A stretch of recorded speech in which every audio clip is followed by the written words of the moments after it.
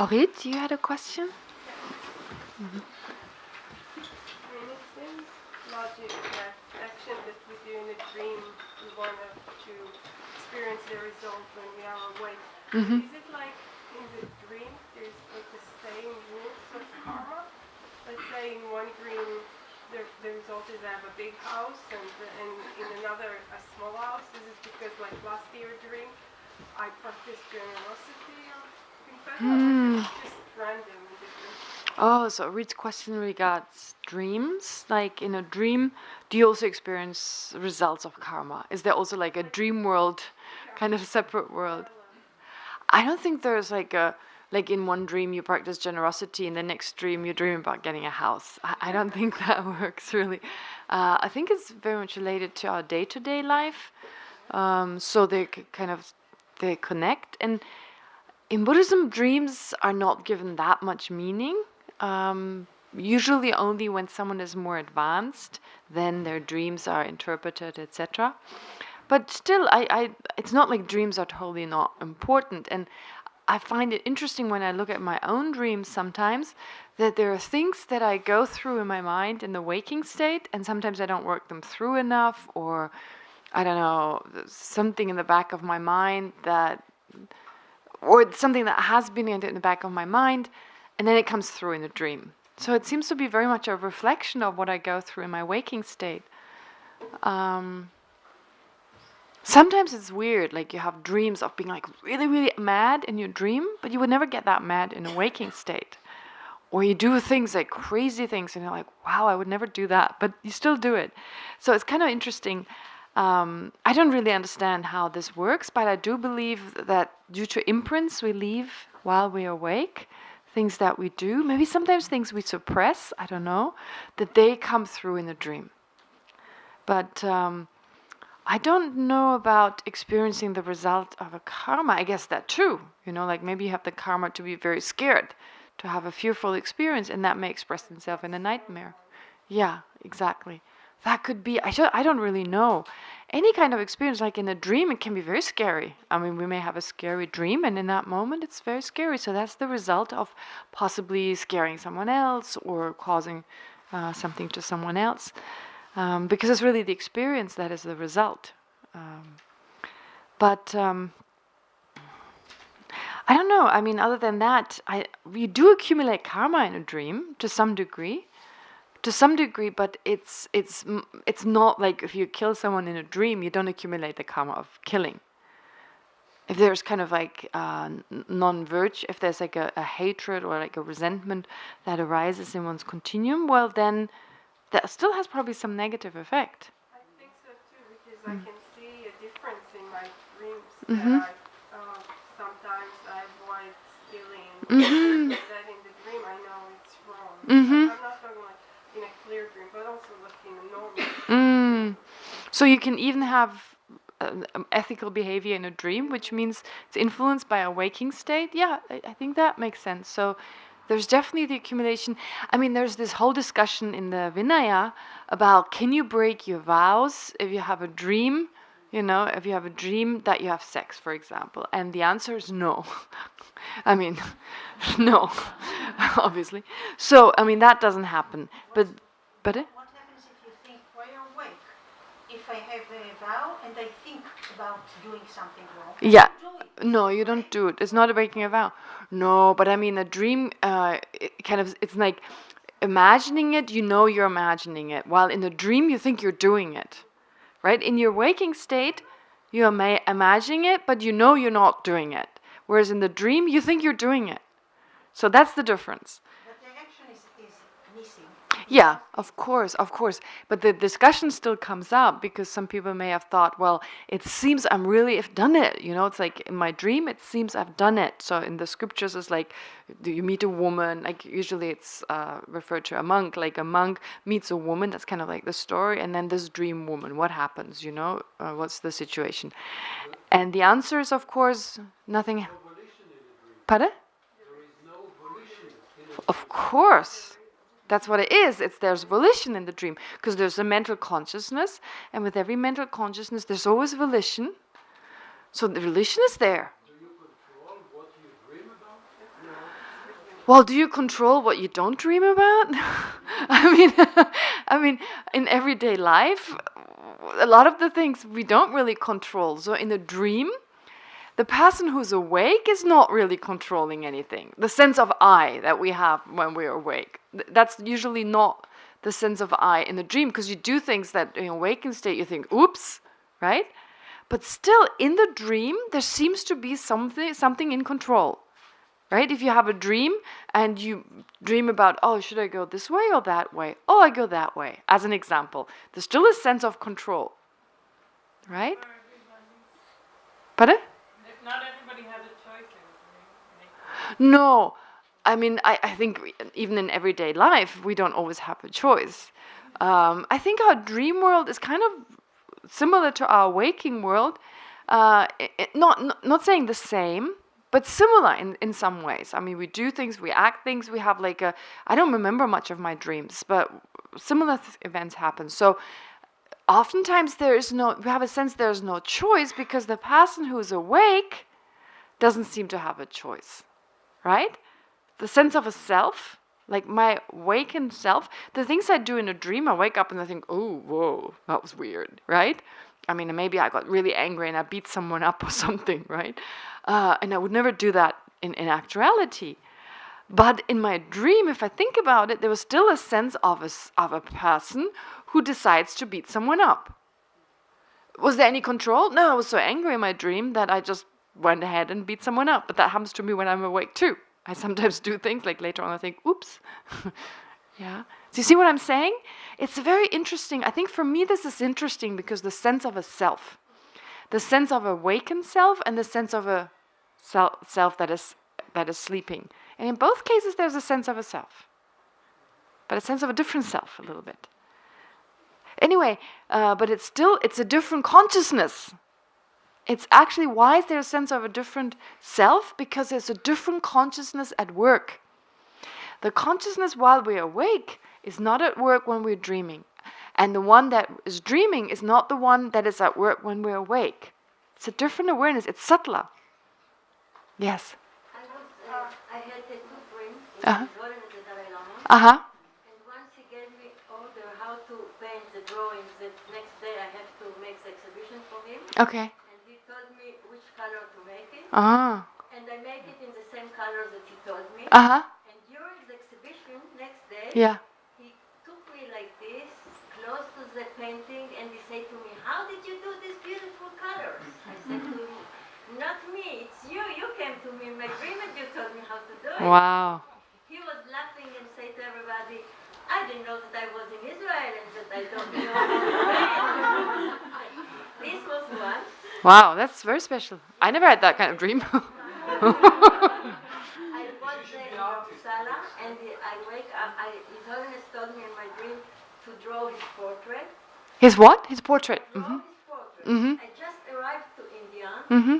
I turned on the light. It was like I saw him sitting in the bed, sitting here, Mhm. in reality, Mhm. because it wake me up. Mm-hmm. And I was speaking with him. I said to him, now you want me to draw your portrait? Mm-hmm. He said to me, listen, do what I'm telling you. So I was sitting, I had only one newspaper, then I tried to draw him Mm-hmm. till the morning. Mhm. Next day it was teaching, Mm-hmm. and I went into the teaching. Mm-hmm. I didn't know nothing about Buddhism. Mm-hmm. And the Dalai Lama passed beside me, even it was in the back side, and he put his hand, and I draw. I cannot draw nothing because I couldn't see him, so Mhm. I draw only the shoes and the people who was praying there. Mm-hmm. But His Holiness came, the drawing was on the floor. I even didn't think about it, maybe it's not nice to put it on the floor. Mm-hmm. He came, he put his hand on the drawing, he held my hand and said, you did a very good job. It's Wow. happened today. You're giving me goosebumps. Wow. Really, it's happened, and Irit was my witness, because in the second day, I was so excited that I told her, did you see? This is the second day. It's happened twice. Wow. One day after the other. So it means he can make contact Mm-hmm. through the dreams. Yeah. If I'm following his order, Mhm. he gave me, he showed me that this is I was listening well. Something like this. Yeah, this is special. I mean, I hear people talk about His Holiness. I think once he drove past in my dream or something. But no, I mean, this is very special. I believe that this is true. I certainly believe this because lots of people talk about having dreams with like great lamas. So His Holiness communicated with you, definitely. And he can mentally, he probably, well, not probably, but he mentally communicated with you, with your subtle mind. I mean, that's not said to be impossible. Of course, it's possible. So there you go. I mean, your subtle consciousness was actually able to communicate with someone while you were asleep. Most people, I don't think it happens often. Yeah. Ah, interesting. Wow. Very beautiful. Yes. Uh-huh. Uh-huh. That's usually I start to dream about my own enlightenment. You're right. My other half of the question is once in a while I have clear dream. Uh-huh. So is it like when I sit, you said it's a different self or a different awareness, but when I know that I'm dreaming and I'm doing meditation or visualization in a dream, is it like doing visualization when you're doing visualizations while you're awake, or you do visualizations while you're in a dream, you're doing visualizations. Yeah, but it's a different consciousness. I know that I'm dreaming.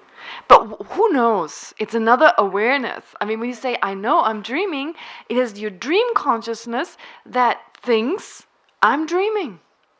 So therefore you say, I know I'm dreaming. But really, it's a consciousness, it's an awareness.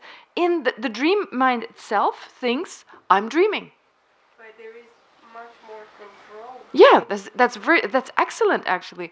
Well, that's what you describe as lucid dreaming.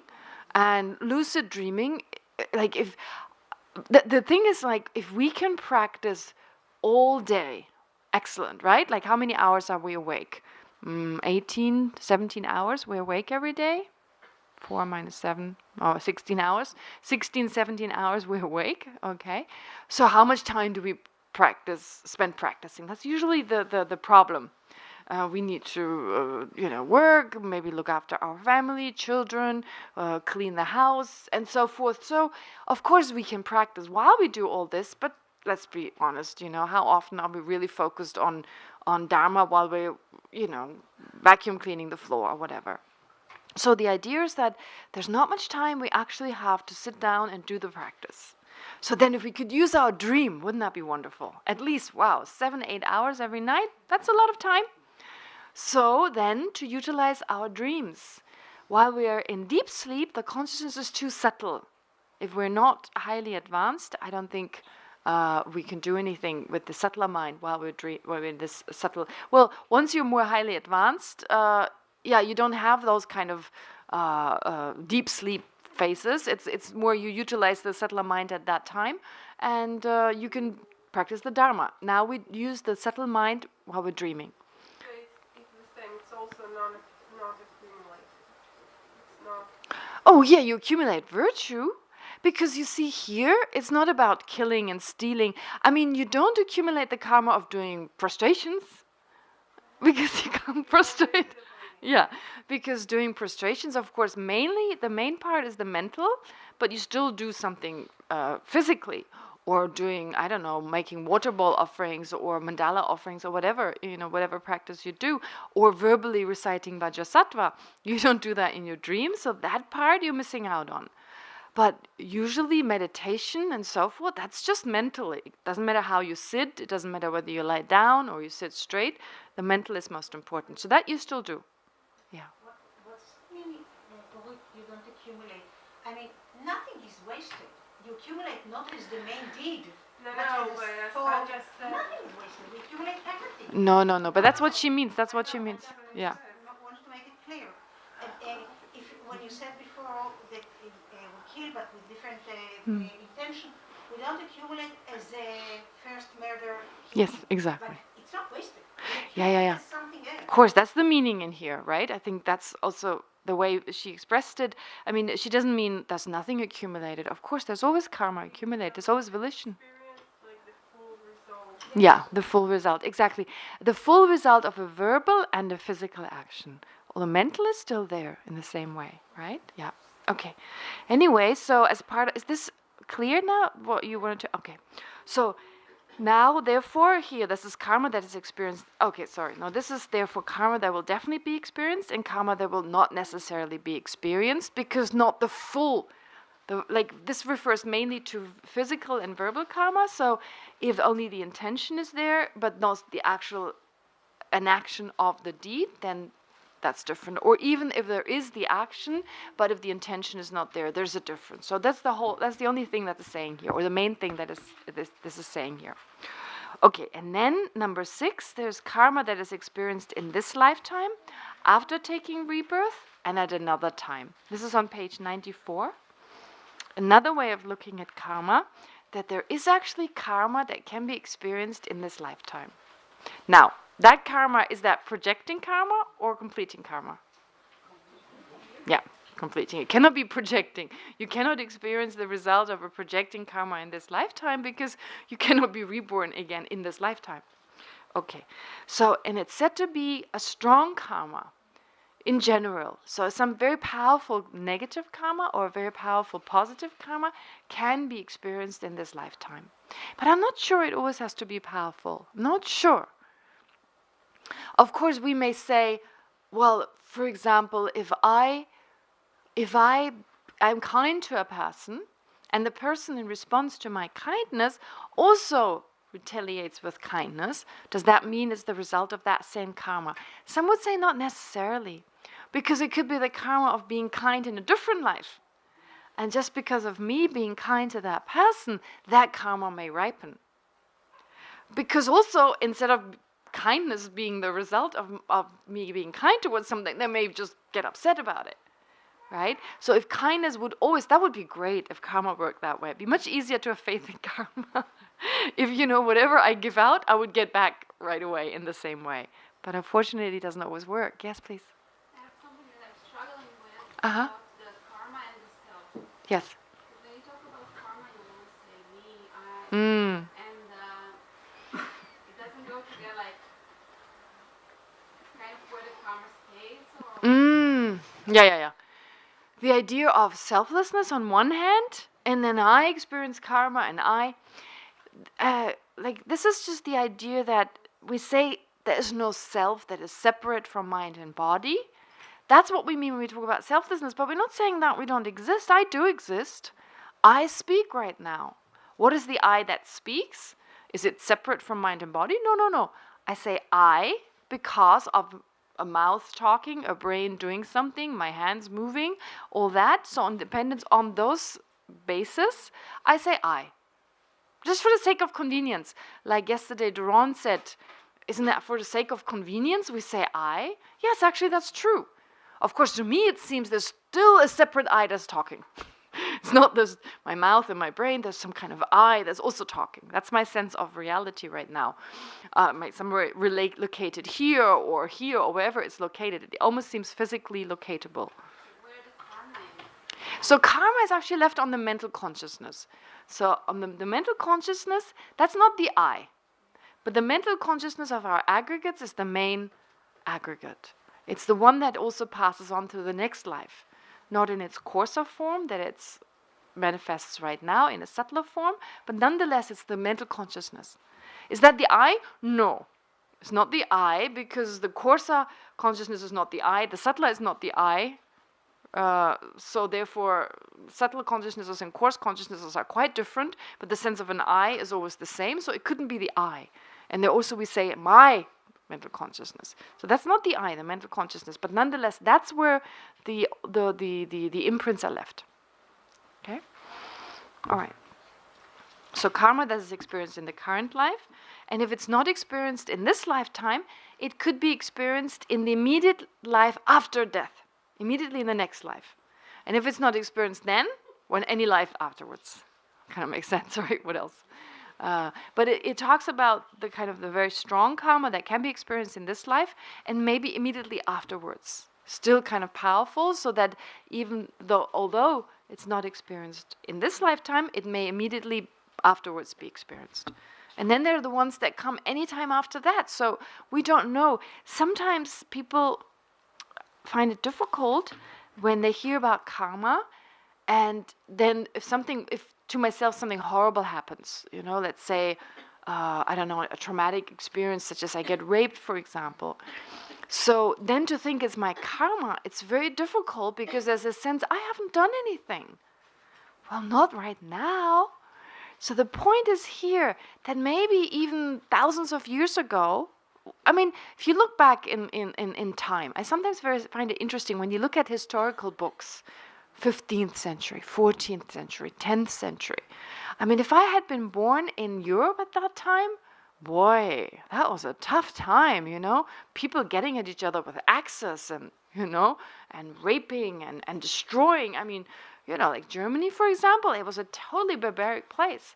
So if I'd been living at that time, I would be, come on, I'm a product of causes and conditions. It's not like I can just be like special and virtuous when everyone else around me slashes. I'll be just like everyone else, running with axes and raping and doing all this. So, yeah, maybe I did. I'm talking about myself. So if I've done that, then now I've changed. I don't think I go out raping and doing that. So, but it still happens to me. So it's not like saying, oh, I'm a bad person or something, that I'm now a rapist or something because someone, no, many, many centuries ago. But unless I purify karma, it may still be experienced. So that's why purification is seen as so important, because the only good thing about negative karma is that it can be purified.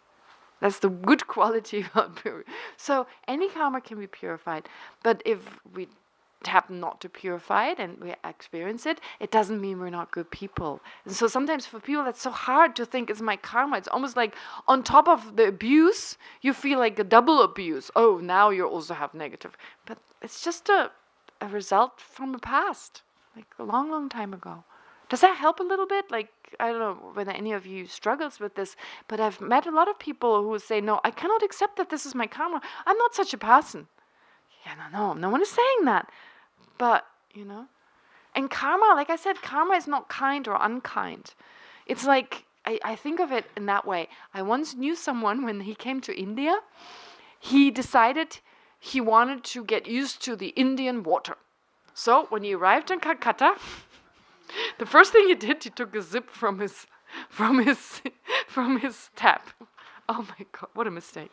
So he took a sip of water, he got himself really, really sick. Now that's very unkind of the water, it's like, but it's just a cause. If you create a cause, you get an effect. It's not about kindness. It's not about that water could have really made an exception here. It just doesn't work that way, right? The cause and effect works.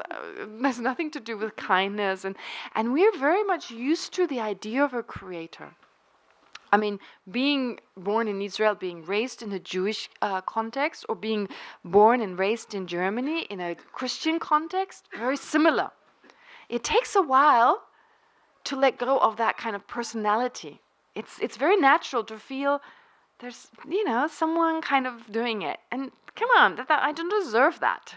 It's a bit like how, I drink why can't you make an exception? I drink the wrong kind of water. But you get sick if you drink water out of a Calcutta water tap. Well, I'm not sure now, but 20 years ago, that was the case. Anyway, all right. Pardon? I don't think he had the opportunity. He was so sick for a month and then he left. I still remember that. Yeah, anyway, we were traveling together and he just got sick. Anyway. But at least we expect karma to be fair, and it's not.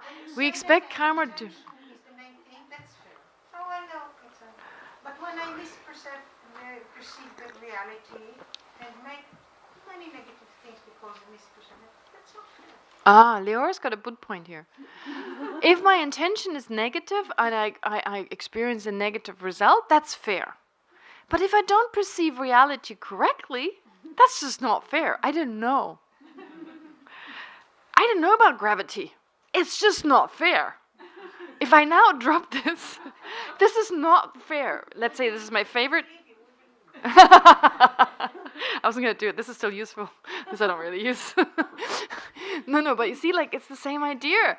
I don't know that things are different. It seems a bit like that too. Like, if I don't know that I have a problem with my eyes, and that's why I perceive the red traffic light to be green, that's not my fault, and still I have an accident. I mean, the misperception is at fault. I don't mean to misperceive, but I just do. And if I do, then it has consequences. Yeah. But I think this idea, understanding that, helps us to be more compassionate. I don't know whether I told you this. Maybe I didn't know it because my brother only said it last year. But my brother last year, he was talking about a woman who did lots of crazy things in a way that it was difficult for him. He created a lot of problems for him. And as he was analyzing what she was doing, he said, it just shows there are no bad people. There are only stupid people. And I thought, wow, he has no idea how profound, what he just said, how profound that is. I didn't tell him. But I never forgot. He said it with such conviction. Like, he'd been thinking about what this woman had done, and without any bitterness. And just kind of analyzing how she was unhappy and how she didn't know what was going on. And it came out of this insecurity that she treated him in a very nasty way. And in the end, he just said, well, it just shows there are no bad people. They're just stupid people.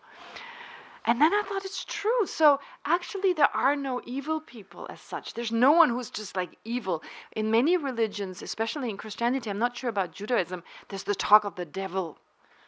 Devil. That is the inherent badness. Is there talk of devil in Judaism? Okay. Pardon? Satan, yeah. Satan. But it's different. In Christianity, it's almost like Satan lives within you, and you can be possessed by Satan, and Satan is like this. It's like the opposite of the good, and so there is this kind of weird idea. Do you need some time?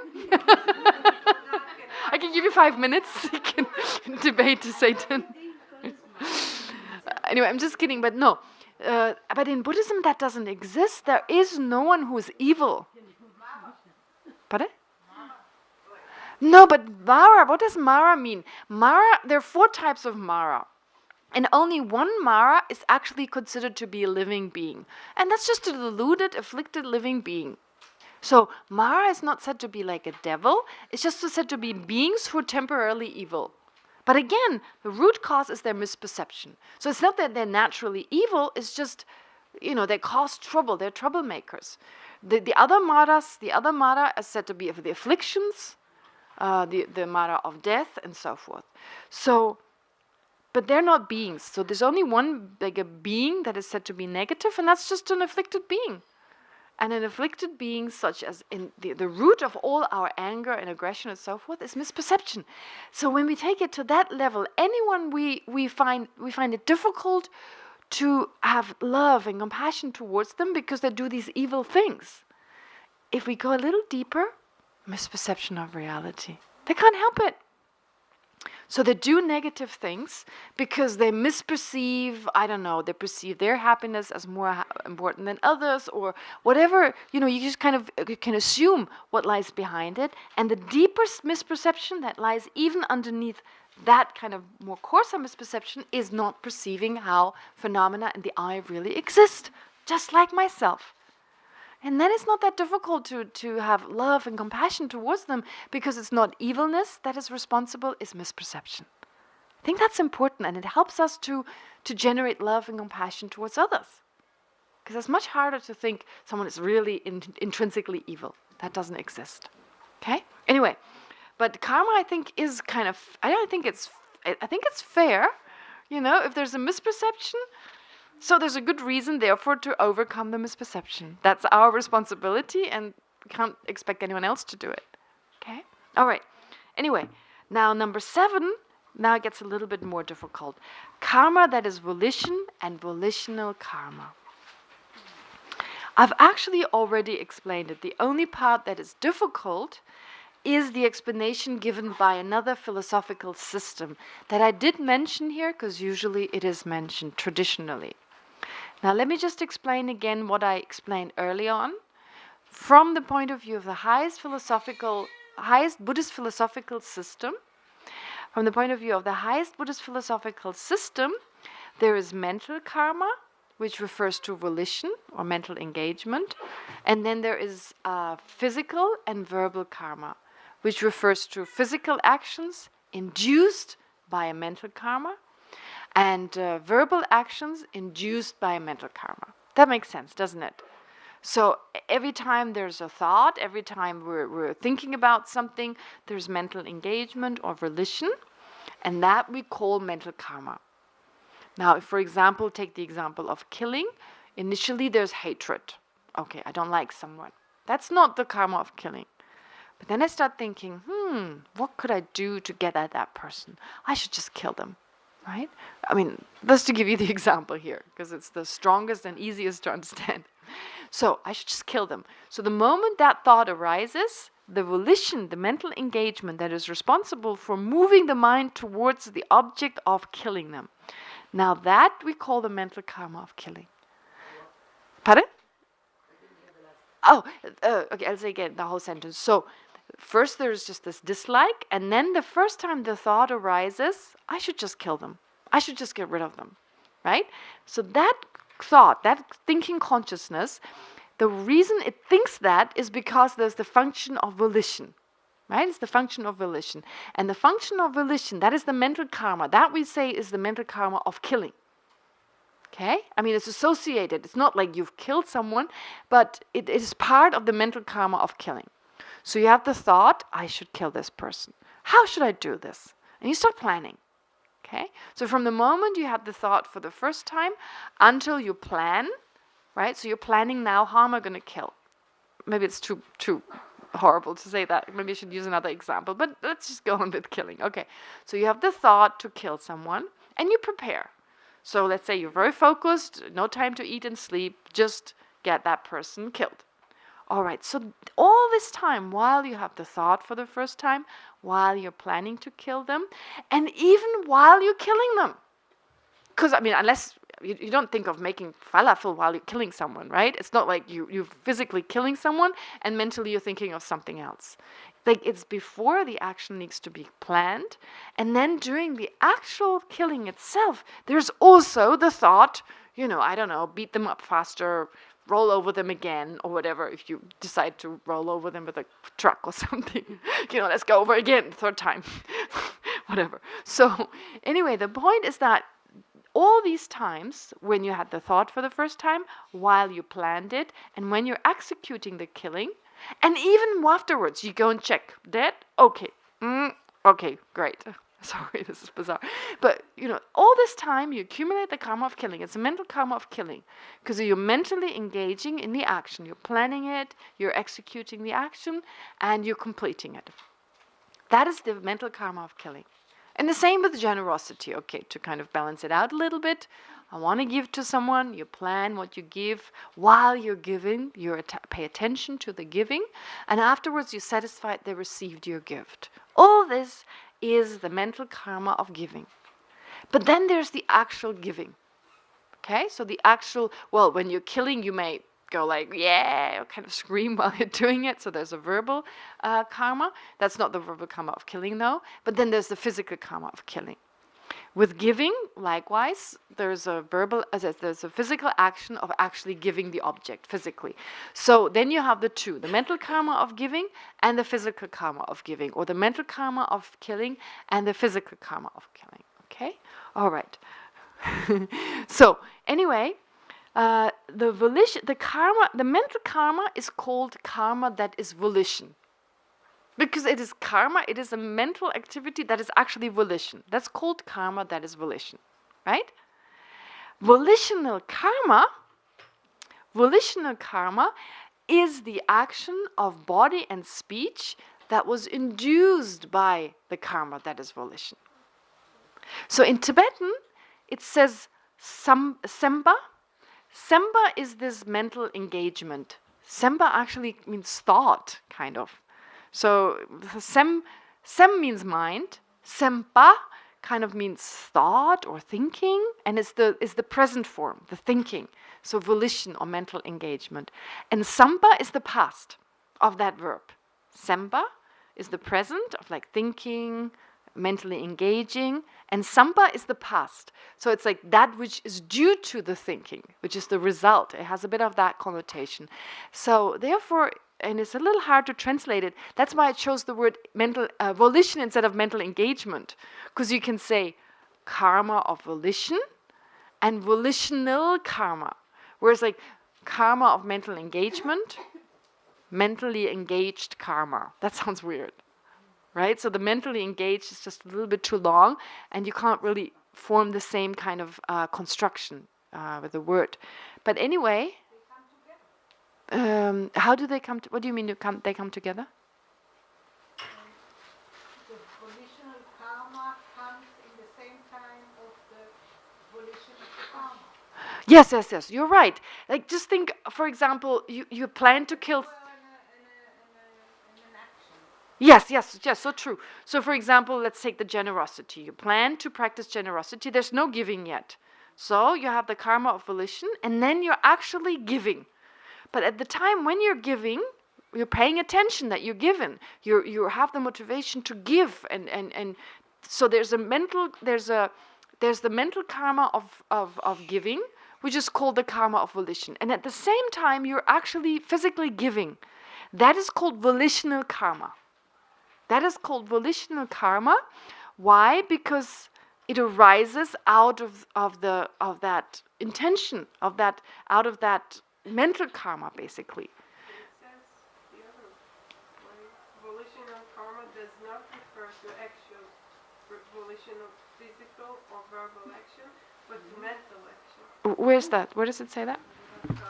B. No. But I'm explaining it from the point of view of the high school, Prasangika and Vaibhashika. First, I wanted to explain you that because I'd already explained it to you that way, so not to confuse you. So, therefore, it's a bit like you have the mental activity going on. It has to precede the action, and then while the action takes place, it's still there. And even after the action is completed, ideally, if it's positive action, you would then have the thought, okay, well done, it's done, right? So all the way through, you have the karma of volition. But then there's only in the middle, so let's say there's a minute of planning. In the first minute, you plan. In the second minute, you execute the action. And in the third minute, the action is complete.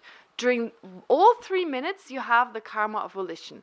But only during the second minute are you actually giving. At that time, you engage in volitional karma. Okay? So it's not always like that, but that would be like a complete action. First, there's an intention to do so. There's the execution, and while you're executing it, you're totally aware of it. And then at the end, it's like, okay, well done. I've done it. So all this is the mental karma. In other words, the karma of volition. And then the giving is the volitional karma. The same applies to saying something, like if you go and hold a lecture, you plan the lecture. While you do the lecture, you're thinking about what you're saying. And at the end, you go, okay, that's done. I've completed it. So that would be the karma of giving a lecture, the karma of volition, and the volitional action, or the volitional karma, which is the actual speaking. All right. But this is the highest system. The highest and the lowest say that. So I don't know why the lowest say so. The highest, I'm not sure. But the highest system, they say that they see this as karma of the 3 types. Karma of speech and karma of the body are seen as the actual physical action.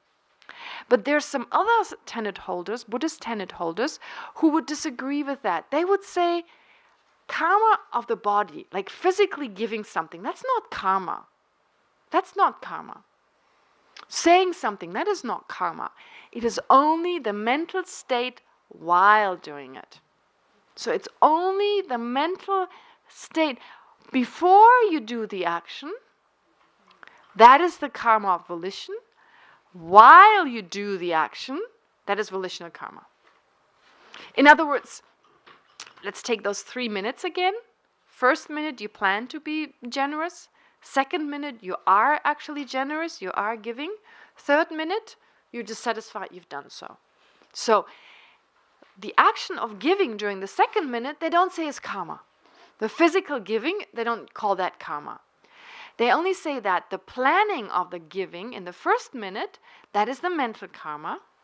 And then the mental, the consciousness while you're giving, that is the physical karma. It's a little weird, right? But it makes sense that they think that. Why? Because it's the idea the mind is most important. The giving itself is only positive or negative when the mental is there. So they focus totally onto the mental. They say only the mental action can be karma. It kind of makes sense. It kind of makes sense. But from the Prasangika school point of view, they would say, no. Even an actual physical activity of giving, that itself is also virtuous or non-virtuous. Yeah? Does that make sense? So I just wanted to share this with you because it's often explained. This is very often explained, the difference between the two. And if you understand it, next time you hear a teaching on this, it just makes it easier. Okay? Does this make sense? I don't think I need to say anything more about it. Are the same of mental and physical karma? Physical, yeah, so the imprints actually, with regard to physical karma, when you say the action of giving, the physical action of giving, if you accept that to be karma, that doesn't leave an imprint.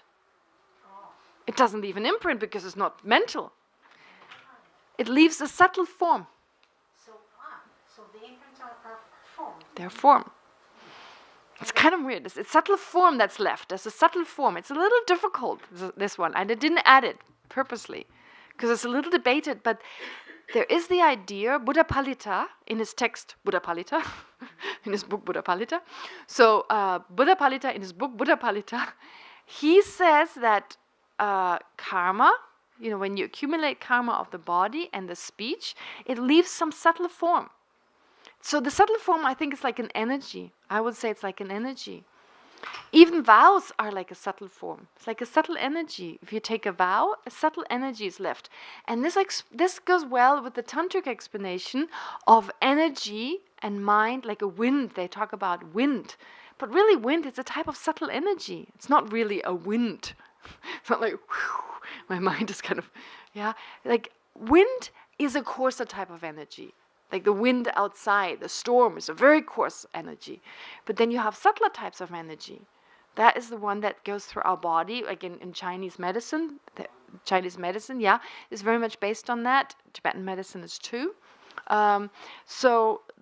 Therefore, every time we create an action, we create an energy. I mean, every thought creates an energy, by the way. Every thought.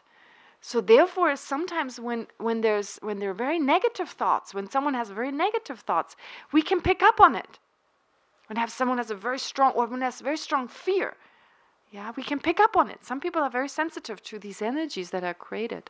So that would mean also that a negative action we create, such as an act of killing, it leaves a subtle energy in our body. Now, how is that passed on from one life to the next? Well, with the subtle energy that goes together with a very subtle mind. That would explain it.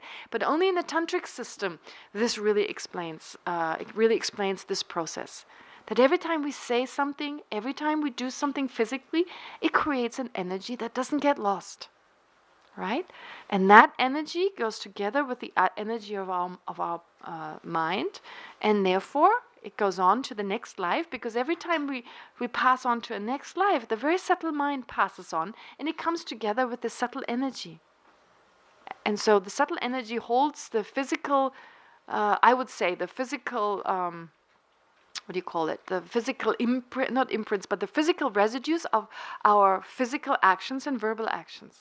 I'm not sure about this, but I asked one of the teachers before about this, and we had this discussion about how that really works, and that was what he told me. It's one Geshe that I had this discussion with, and he said, yes, that's the only way you can explain it, because it's very clearly said that the karma, the action, the physical action of killing or generosity, for example, there's some residue left. It's just not an imprint.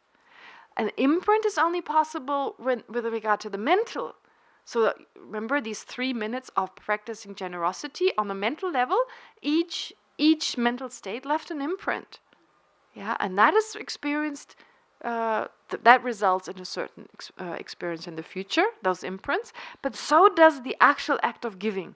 That also results in an action. Okay? Does that make sense?